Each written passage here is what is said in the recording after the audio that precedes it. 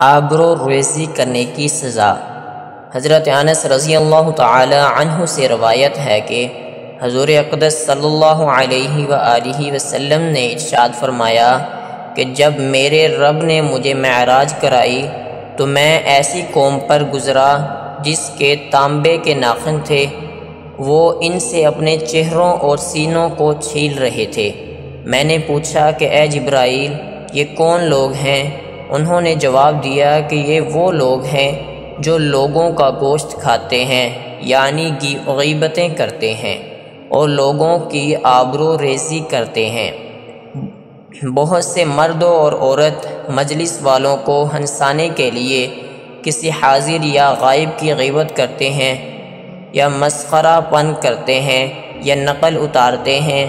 اس وقت تو ذرا سی دیر کی ہنسی میں نفس کو ذرا مزہ آ جاتا ہے، لیکن جب اس کی سزا ملے گی تو اس مزہ کا پتہ چلے گا۔